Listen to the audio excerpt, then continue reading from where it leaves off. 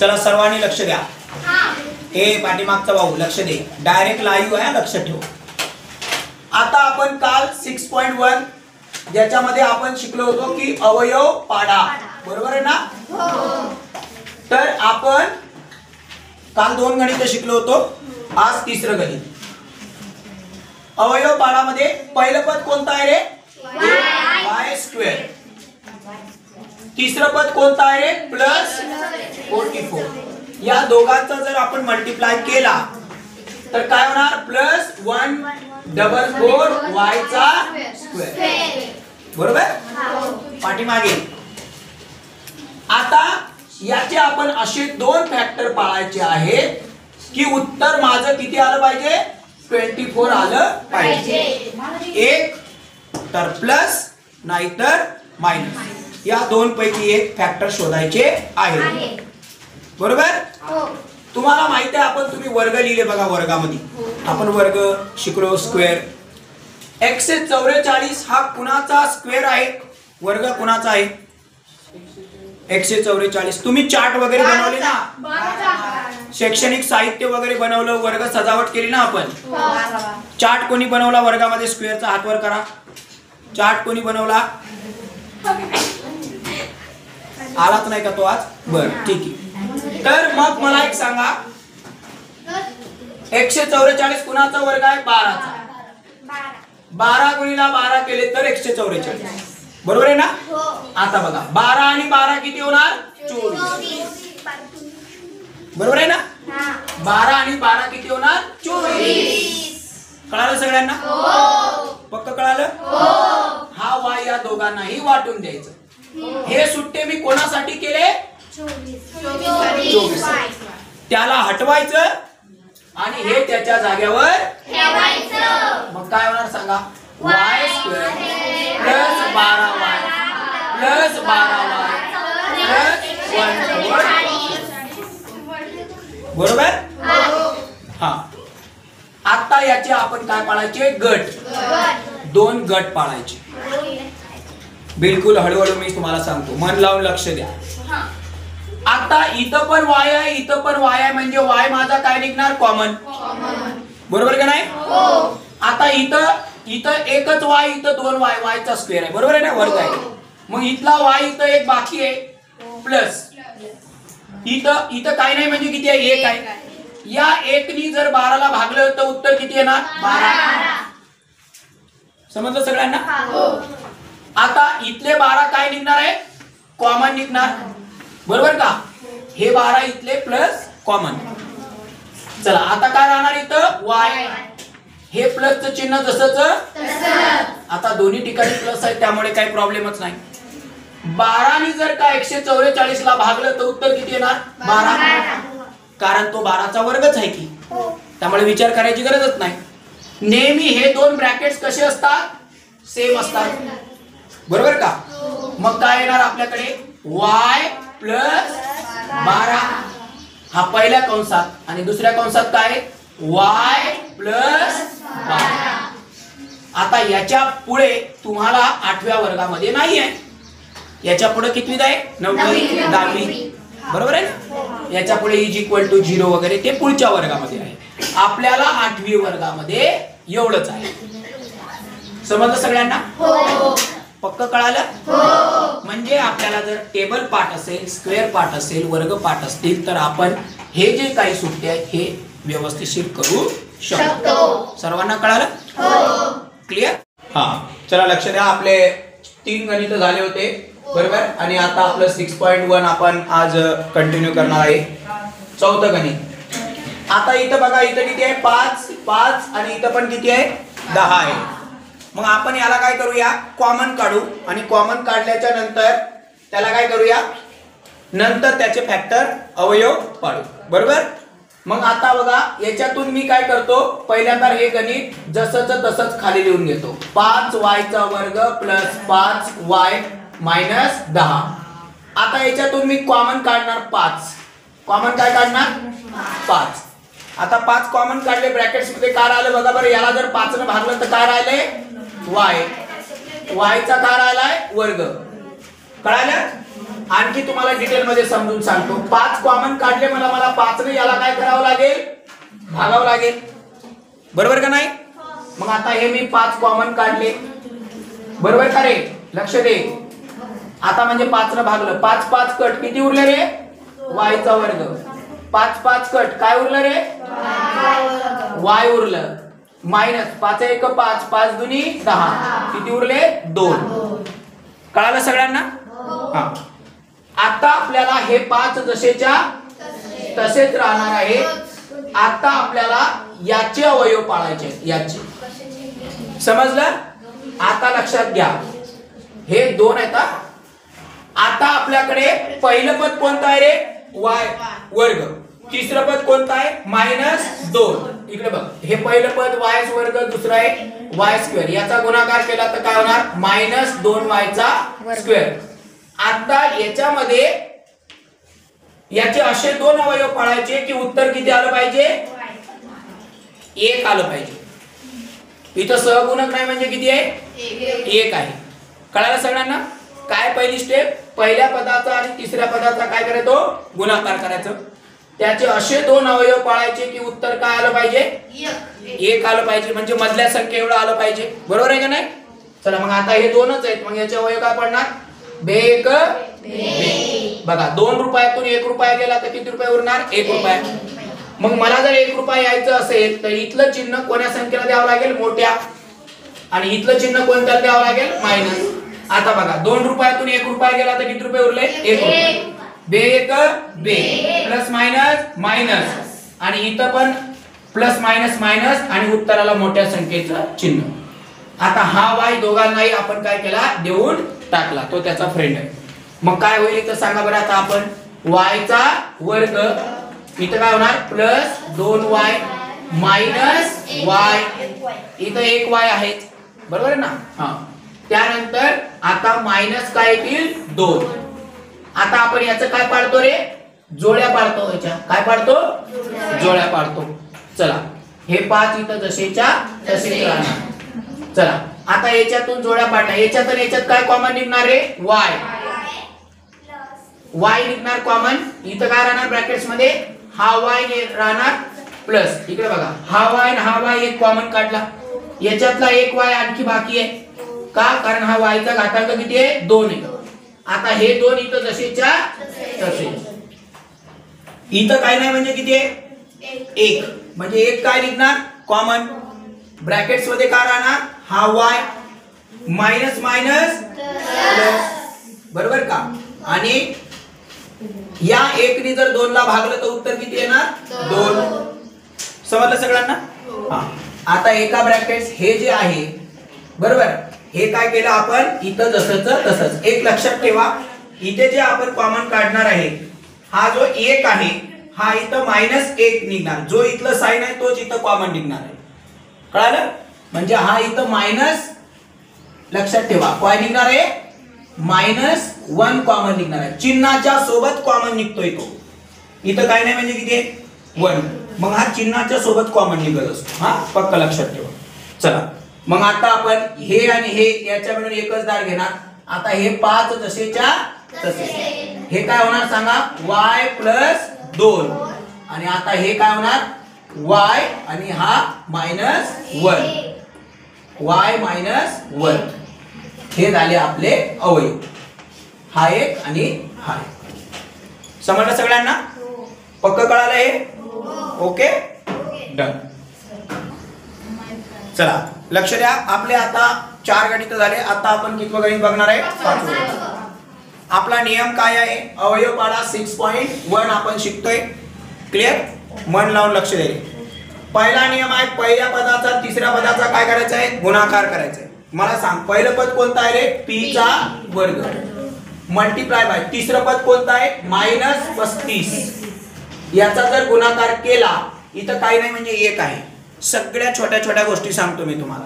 35 1 35, इथं चिन्ह नाही म्हणजे प्लस आहे, आणि हे कोणतं आहे, मायनस, प्लस मायनस मायनस, आणि हा वर्ग इथं जसाचा तसा. बिलकुल छोट्या छोट्या सगळ्या गोष्टी तुम्हाला मी सांगतो. क्लिअर, सर्वांनी मन लावून लक्ष द्या.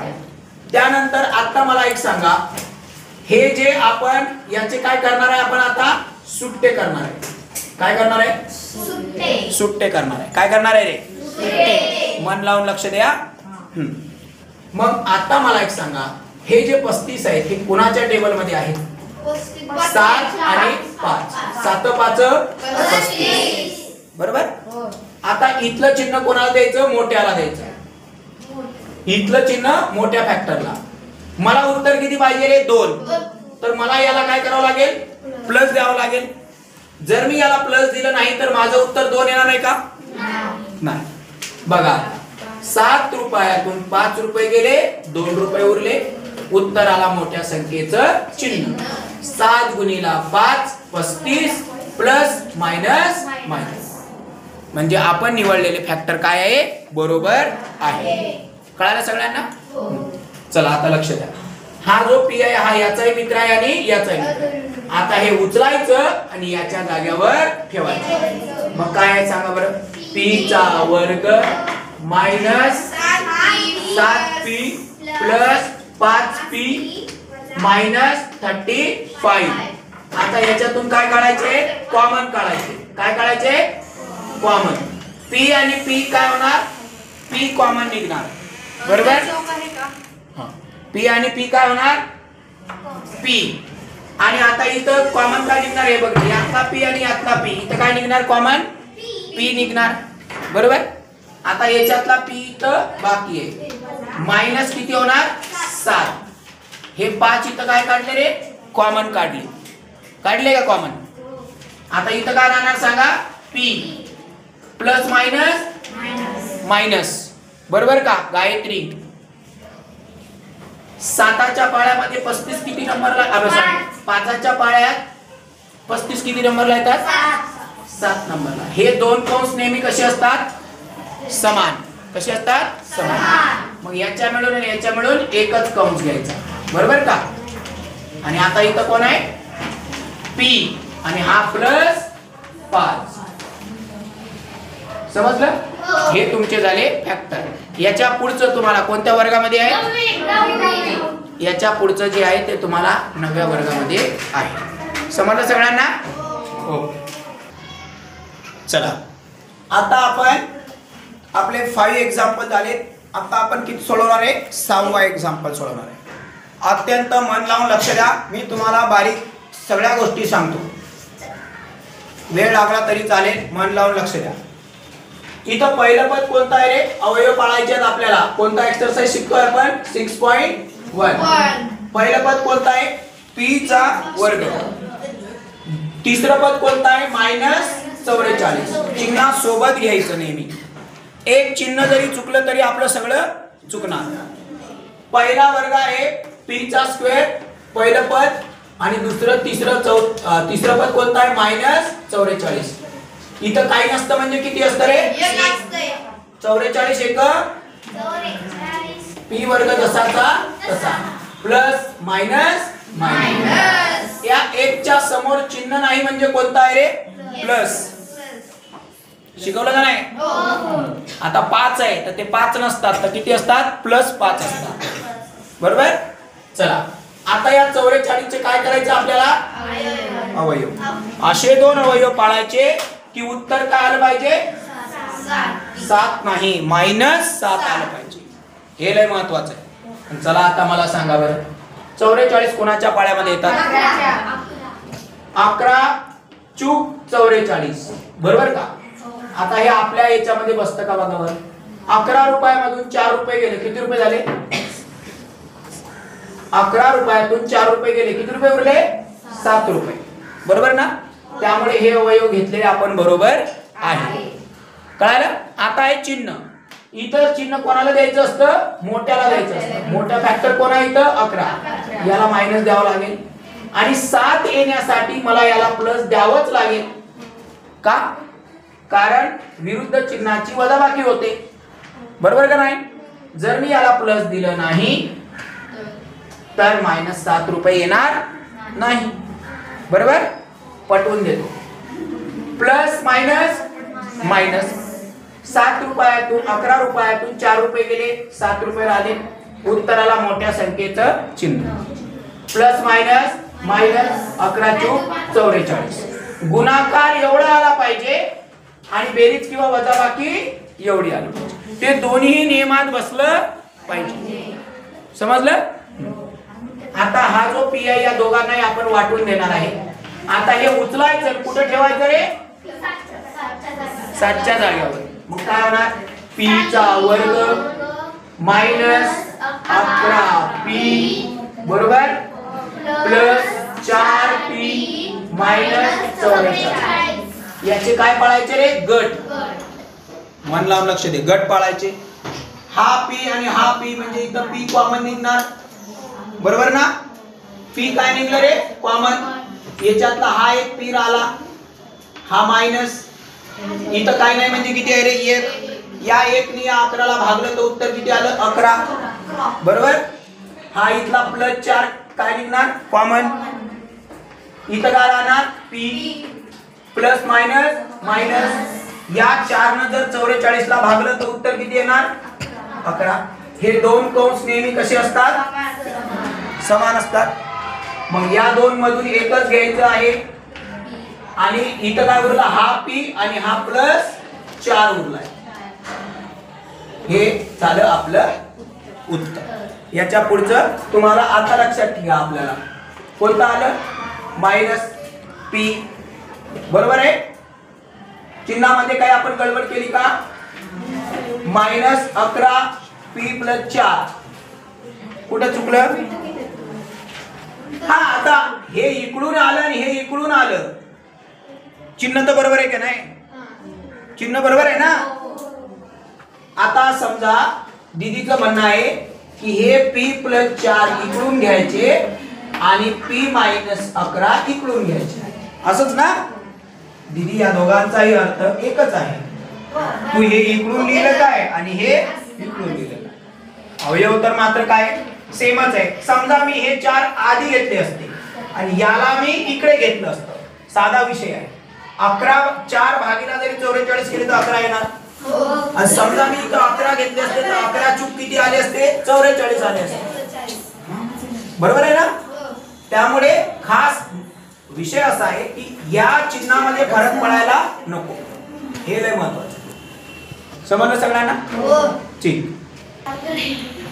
चला आता आपण गणित नंबर 7 बघूया. सर्वात फळ्याकडे मन लावून लक्ष द्या. आपलं तेच चालू आहे. किती? 6.1 बरोबर ना? हा गणित नंबर 7. आता आपण कंटिन्यू तेच बघत आहे. पहिल्या पदाचा आणि तिसऱ्या पदाचा गुणाकार करायचा याच्यामध्ये. पहिलं पद कोणतं आहे रे? m². तिसरं पद कोणतं आहे बाळा? प्लस 120. याचा गुणाकार येणार प्लस 120 m चा स्क्वेअर. इथं काही नसतं म्हणजे एक असतं. 120 वजा 120 आणि m² जसंच तसंच. समजलं सगळ्यांना? हा आता लक्षात ठेवा. याचे आपल्याला असे दोन अवयव पाळायचे की उत्तर किती आलं पाहिजे? प्लस किंवा मायनस मायनस 23 आलं पाहिजे. आता मला एक सांगा 120 कोणाकोणाच्या टेबल मध्ये येतात? 12 आणि 10. 12 गुणिले 10 म्हणजे 120. त्याच्यानंतर आहे 15 गुणिले 8. 15 8 20 असे 120 बरोबर का? आता मला सांगा 12 आणि 10 किती होणार? 22. माझ्याकडे किती आहे? 23. जर वजाबाकी केली तर आले 2. त्यामुळे हा अवयव काय होणार? कॅन्सल. त्याला मी घेऊ शकत नाही. मला लक्ष दे. मग आता मला सांगा 15 आणि 8 किती होतात? 23 बरोबर ना? दोघांची मला काय करायची आहे? बेरीज. पण इथं कोणतं चिन्ह आहे रे? मायनस. त्यामुळे मला इथं कोणतं द्यावं लागेल? मायनस. आणि 15 आणि 8 23 बेरीज आहे. मग बेरीज येण्यासाठी मला पण इथं कोणतं द्यावं लागेल? मायनस. आता बघा मायनस मायनस 15 8 20 असेल. 15 आणि 8 23. उत्तराला मोठ्या संख्येचं चिन्ह. दोन्ही रूल्स मध्ये बसलंय. आता हा जो यम आहे या दोघांना वाटून द्यायचं. हे कुणासाठी केलं आपण? याच्यासाठी. याला हटवायचं त्याला याला त्याच्या जागेवर ठेवायचं. चला बोला काय होणार? m चा square minus 15m minus 8m हे प्लस 120. काय रे? गट पाडायचे. काय पाळायचे? गट. इथं यम आहे, इथं यम आहे, मग यम काय निघणार? कॉमन. इथं दोन यम आहे म्हणजे याच्यातला यम काय निघणार? इथं राहणार एक. बरोबर का? हे मायनस किती आले रे? 15. इथं काय नसतं म्हणजे एक असतं. या 1 नी 15 ला भागलं की उत्तर किती येणार? 15. हे लक्षात ठेवा की 15 आले कसे. इथं काय नाही म्हणजे 1 आहे. 1 नी 15 ला भागलं की 15 आहे. इथं कॉमन किती निघणार? -8. हा यम इथं जसाचा तसा. मायनस आणि प्लस मायनस. 1 से या 8 ने बरोबर 120 ला काय करायचं? भागायचं. तर उत्तर किती येणार? 15 येणार ना. हे आताच बघितलं की आपण 15 8 20. आता हे दोन कंस नेहमी कसे असतात? सेम. मग या दोघां मिळून एकच दर घ्यावा लागेल. मग काय होणार? 15 मायनस यम मायनस 15 आणि दुसऱ्या ब्रॅकेट्स मध्ये काय येणार? M minus 8. हे झालं दोन कंस. समजलं सगळ्यांना? क्लिअर? म्हणजे मोठी जरी संख्या असली तरी घाबरायचं नाही. आता ज्यावेळेस एक्झाम येईल त्यावेळेस तोपर्यंत तुम्ही विसरायचं नाही. घरी रिव्हिजन करायची आणि विसरले की एकदा परत आपल्या युट्यूबला जाऊन बघायचं कसं सोडवलं, काय सोडवलं. परत आपण रिव्हिजन घेतोच. क्लिअर? Okay, thanks.